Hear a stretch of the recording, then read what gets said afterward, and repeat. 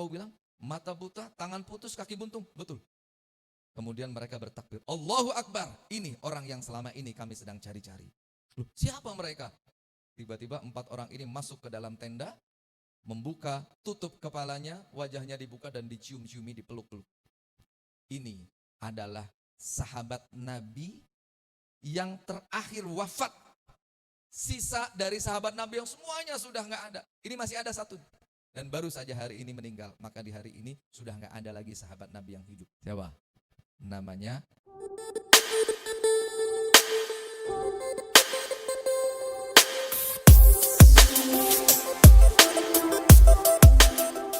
Bismillah, alhamdulillah, salatu wassalamu ala rasulillah. Hadratul Mukarramin, Bapak, Ibu, Wali Santri dan Jamaah, anak-anak ayah, banin dan banat, apa kabar semuanya?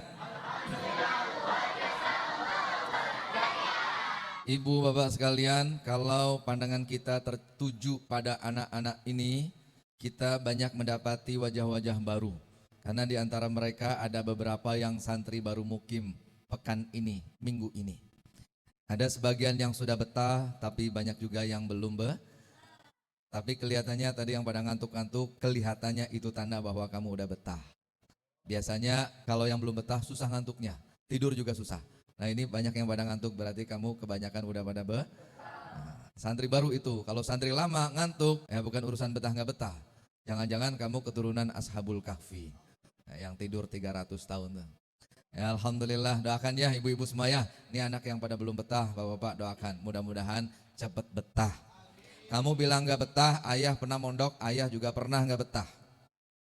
Tapi kalau pada saat itu ayah gak betah, ayah ikutin perasaan ayah yang gak betah itu, ayah keluar pondok, ayah pulang, mungkin malam hari ini ayah tidak sedang berdiri di hadapan kalian semua, betul gak? Alhamdulillah waktu itu ayah bertahan, biarpun gak betah. Bohong, orang mondok baru 1 minggu bilang udah betah, bohong. Orang bilang betah padahal baru mondok 4 hari, berapa ini? Baru 4 hari ya, 4-5 hari bilang udah betah, bohong. Bohong. Karena biasanya betah itu baru setelah 2 bulan, 3 bulan. Tapi ayah doakanlah kamu mudah-mudahan segera betah di pondok ini. Karena apa kemarin pesan ayah, pondok itu apa? Pondok itu tempat yang orang-orang baik pasti senang tinggal di tempat yang baik. Kalau kamu tidak senang, tidak betah tinggal di tempat yang baik, jangan-jangan kamu bukan orang. Kita berdoa mudah-mudahan kita semua Allah jadikan sebagai orang, sehingga kita betah tinggal di tempat yang amin Allahumma. Biarpun kamu di sini banyak masalahnya, biasanya mandi tinggal mandi, ini sekarang mandi ngantri. Makan tinggal makan, sekarang makan harus kan? Ngantri. Tidur biasanya tinggal gelar kasur tidur, sekarang kamu tidur juga harus. Mana nih bantal saya, kemana nih kasur saya, di mana pojok biasanya saya tidur nih, udah ditempatin sama teman saya tuh. Banyak masalahnya. Makan biasanya enak bisa nambah sepuasnya, sekarang kamu mungkin terbatas. Makan apa adanya, tapi itulah masalah. Jangankan nih, makanya ya ibu-ibu semua, jangankan kita, anak kecil aja hidupnya udah ada masalahnya. Bapak-bapak yang merasa hari ini sedang punya masalah, lihat nih anak-anak kecil, umurnya baru 12 tahun, 13 tahun, mereka sudah punya masalah. Jangankan mereka tuh yang lari-lari, Dede Inan tuh baru 2 tahun, dia juga sudah punya masalah kok. Udah punya masalah, pengen jajan, jatah jajannya habis. Apa bukan masalah tuh? Pengen ketemu bunda, bundanya gak ada. Apa bukan masalah tuh? Jadi semua manusia yang hidup, kecil, besar, tua, muda, semua pasti punya masalah. Tapi coba lihat bagaimana Sayyidina Umar Ibnul Khattab mengajarkan kepada kita yang sedang punya masalah. Jadi kalau malam hari ini kita merasa hidup kita sedang punya kesulitan, punya masalah nggak kelar-kelar, punya utang nggak lunas-lunas, coba denger nih.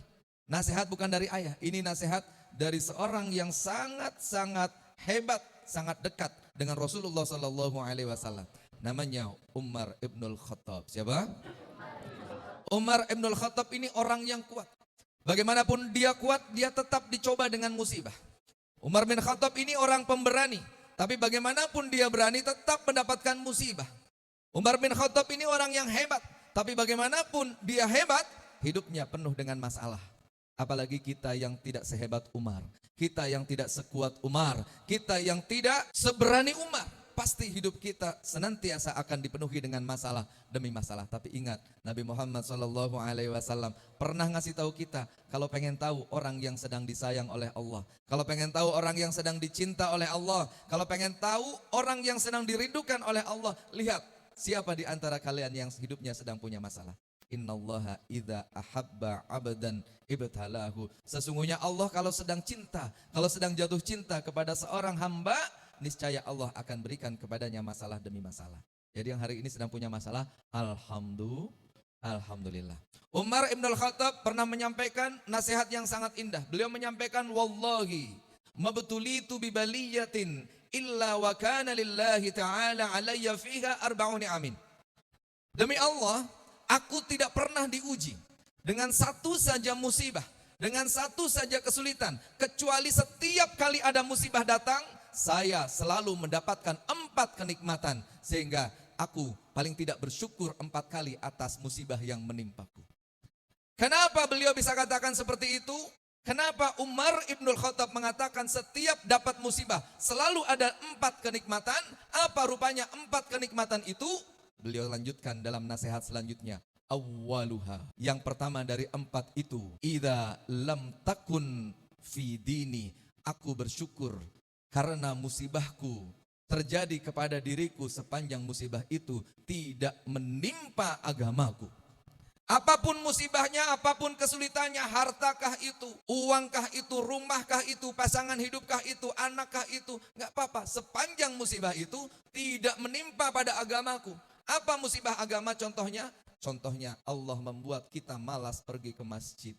Kita layak curiga kalau kita sedang tidak rajin ke masjid. Jangan-jangan bukan kita yang malas ke masjid, tapi masjid yang sedang malas untuk kita injak. Kalau kita sedang malas membaca Al-Quran, hati-hati. Jangan selalu menganggap kita yang malas baca Quran. Jangan-jangan Quran yang sedang malas dibaca oleh kita.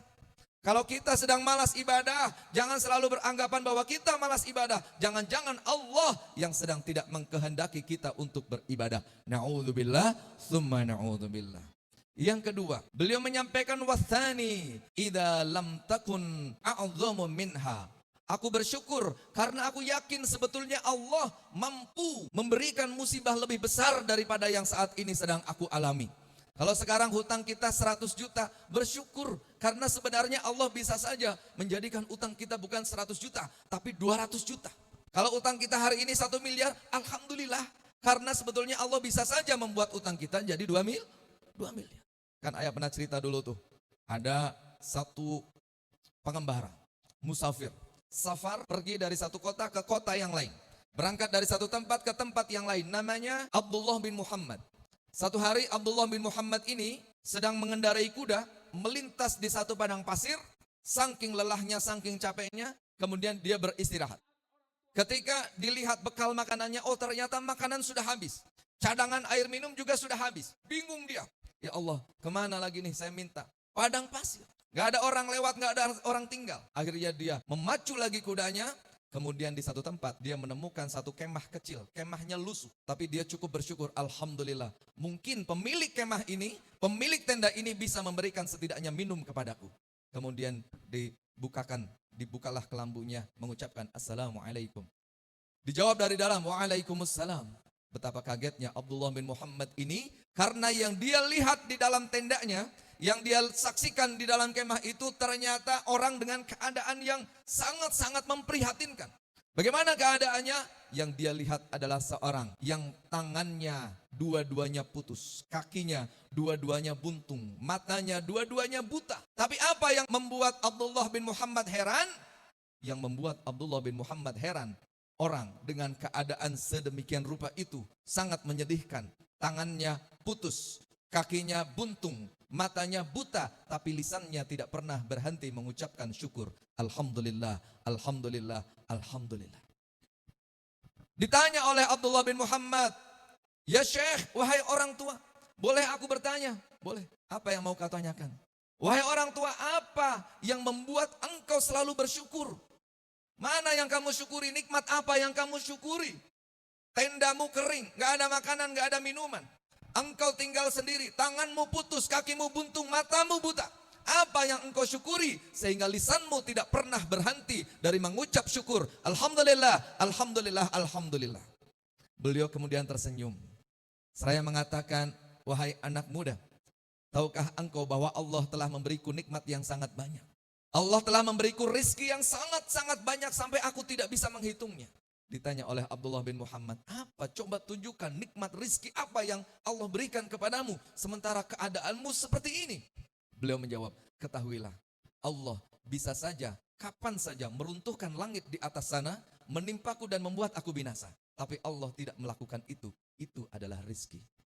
Bisa saja Allah mendatangkan badai padang pasir yang membuat tubuhku gosong dan aku binasa. Tapi Allah tidak melakukan itu, dan itu adalah kenikmatan yang luar biasa. Dan ketahuilah wahai anak muda, bahwa aku tinggal tidak sendiri. Aku punya seorang putra yang kemana saja ketika aku inginkan, dia selalu menghantarku. Dan dia selalu membersihkan kotoranku. Dia selalu membawakan kepadaku air wudhu sehingga aku bisa untuk beribadah kepada Allah. Dan itu adalah kenikmatan yang luar biasa. Tapi ternyata 3 hari ini anak aku yang satu-satunya itu tidak pernah nampak. Anakku satu-satunya nggak pernah pulang. Anakku satu-satunya belum pulang. Coba kau cari. Di mana kira-kira anak laki-lakiku itu? Kemudian Abdullah bin Muhammad bertanya, wahai orang tua, tolong izinkan berikan kepadaku seperti apa ciri-ciri anakmu itu.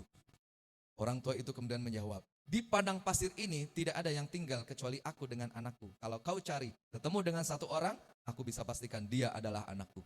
Keluar ini si anak muda ini, Abdullah bin Muhammad. Dicari-cari kemana-mana gak ketemu. Kemudian dia berjalan lebih jauh lagi. Akhirnya di satu titik, satu tempat ketemu satu jenazah yang sedang dikerumuni oleh binatang-binatang buas. Dan dia yakin bahwa orang yang mati itu adalah putra satu-satunya dari orang yang matanya buta, tangannya putus, kakinya buntung. Datang. Didatangilah orang itu. Tapi Abdullah bin Muhammad bingung, bagaimana saya nyampaikannya nih? Orang ini udah gak punya siapa-siapa lagi. Satu-satunya anak, satu-satunya kerabat, satu-satunya keluarga meninggal. Bahkan meninggal dalam keadaan yang sangat-sangat mengerikan. Dimakan hewan buas di padang pasir. Kemudian beliau mengucapkan dengan suara yang sangat lantun. Wahai orang tua, tahukah engkau siapa Nabi Ayub itu? Tahu, saya tahu Nabi Ayub. Bagaimana Nabi Ayub itu? Nabi Ayub itu adalah hamba Allah yang tidak terbandingi kesabarannya. Beliau adalah hamba Allah yang sangat hebat dalam bersabar menghadapi semua ujian. 12 anaknya meninggal semua. Harta bendanya hancur, kebunnya terbakar. Istrinya meninggalkan dia kecuali satu saja. Dan kaumnya mengusir dia dari kampungnya. 20 tahun mengidap penyakit yang sangat-sangat berat.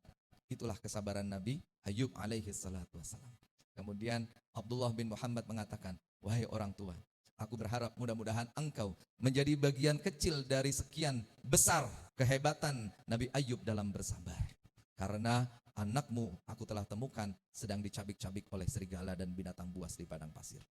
Ini anak muda ini, Abdullah bin Muhammad menyangka orang tua ini bakal nangis. Mungkin menjerit, mungkin marah.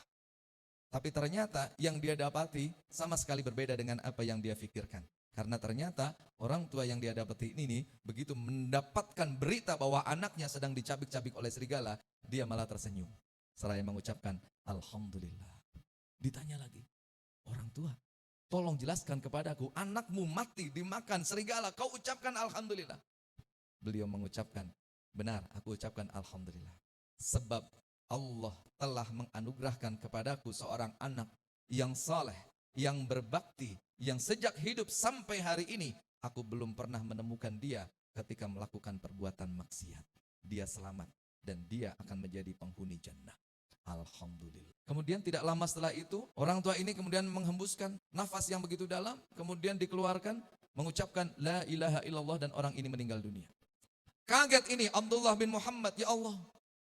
Dalam waktu yang sangat singkat, saya melihat pemandangan yang sangat-sangat mengharukan. Perasaan saya sangat berkecamuk. Bekal saya habis, makanan saya habis, minuman saya habis. Berharap ditolong, ternyata ada satu tenda isinya orang buntung. Orang gak punya tangan, gak punya mata. Punya satu-satunya anak dimakan serigala. Tapi kemudian orang itu juga menghembuskan nafas terakhir. Bagaimana nih, saya bingung gimana cara saya mengurusi jenazahnya. Dia berdoa kepada Allah, ya Allah tolong utus siapa saja yang bisa membantu untuk mengurus jenazah ini. Kemudian tidak lama datang 4 orang mengendarai kuda, gagah, ganteng, pakaiannya rapi, seperti dari satu kerajaan. Dipanggil, Tuan, Tuan, tolong berhenti Tuan. Kemudian mendekat. Sampai di dekatnya, apa yang dapat kami bantu? Wahai anak muda, tolong Tuan, di dalam kemah ini ada orang tua. Matanya buta, tangannya putus, kakinya buntung. Baru saja dia menghembuskan nafas terakhir. Apa kata orang-orang yang ada di atas kuda ini? Mereka langsung turun. Apa kau bilang? Mata buta, tangan putus, kaki buntung. Betul. Kemudian mereka bertakbir. Allahu Akbar. Ini orang yang selama ini kami sedang cari-cari. Loh, siapa mereka? Tiba-tiba 4 orang ini masuk ke dalam tenda, membuka, tutup kepalanya, wajahnya dibuka dan dicium-ciumi, dipeluk-peluk. Semakin heran nih, Abdullah bin Muhammad nih, siapa sebenarnya orang ini? Saya semakin nggak ngerti ini. Kemudian ketika bertanya kepada orang yang 4 yang menolong itu, mereka menjawab, ini adalah sahabat Nabi yang terakhir wafat. Sisa dari sahabat Nabi yang semuanya sudah nggak ada. Ini masih ada satu. Dan baru saja hari ini meninggal. Maka di hari ini sudah nggak ada lagi sahabat Nabi yang hidup. Ada yang tahu siapa namanya? Hah? Ada yang tahu? 100.000. Ayo. Hah? Ada yang tahu nggak? Jangan searching. Siapa? Namanya apa nih? Bukan Sa'ad. Namanya siapa? Abu Kilabah Al-Jurmi. Siapa? Abu Kilabah Al-Jurmi. Itu adalah sahabat Nabi yang terakhir wafat. Artinya apa? Artinya ternyata dalam keadaan seburuk apapun kita selalu punya celah untuk bersyukur. Karena sekali lagi seperti nasihat Umar Ibn Khattab, Allah sebetulnya bisa memberikan musibah yang lebih besar daripada yang hari ini sedang kita hadapi. Tapi Allah tidak melakukannya. Itu adalah nasihat yang kedua. Yang ketiga, idza lam takun muharramar ridha. Aku bersyukur atas musibah yang menimpaku sepanjang musibah itu tidak mengharamkan aku dari keridhaan Allah. Sepahit apapun, seberat apapun, yang penting Allah ridho kepadaku, aku ridho. Itulah mental sahabat. Karena beliau tahu tidaklah selembar daun jatuh di tengah malam yang gelap, jatuh ke atas batu yang hitam, kecuali Allah mengetahuinya, dan kecuali itu adalah atas seizin Allah. Yang keempat, Umar bin Khattab menyampaikan, aku bersyukur 4 kali atas musibah yang menimpaku, karena yang keempat adalah fa inni arjus thawaba minha, karena aku sangat berharap mendapatkan pahala dari kesulitan hidup, dari musibah yang saat ini sedang aku alami. Jadi ibu-ibu sebetulnya cukup dengan nasihat yang keempat itu beres sebetulnya kesedihan kita. Apa sebab? Sebab hari ini apa yang sedang kita alami dalam masalah-masalah hidup kita itu sebetulnya setiap detik kita sedang diganjar dengan pahala yang sangat besar dari Allah Subhanahu wa taala. Maka dijelaskan juga ya, kemarin ayah sempat baca di syarahnya apa itu? Di kitab Majalis Susaniyah ya, dijelaskan ada orang dia dihisap, kemudian amal baiknya itu jauh lebih banyak dari amal buruknya, senang dia karena jurusannya ke surga. Tapi ternyata ketika dia akan masuk ke dalam surga ditahan, kemudian Allah panggil orang-orang yang selama di dunia pernah dizalimi. Ketika orang semua udah kumpul, dipersilahkan untuk ngambil pahala orang ini, dan ternyata orang-orang yang dizalimi ini ada yang ngambil 1 kilo, 2 kilo, 3 kilo, 1 ton, habis nih ternyata. Habis pahalanya. Akhirnya nangis orang ini, ya Allah kalau gini berarti jurusan saya neraka.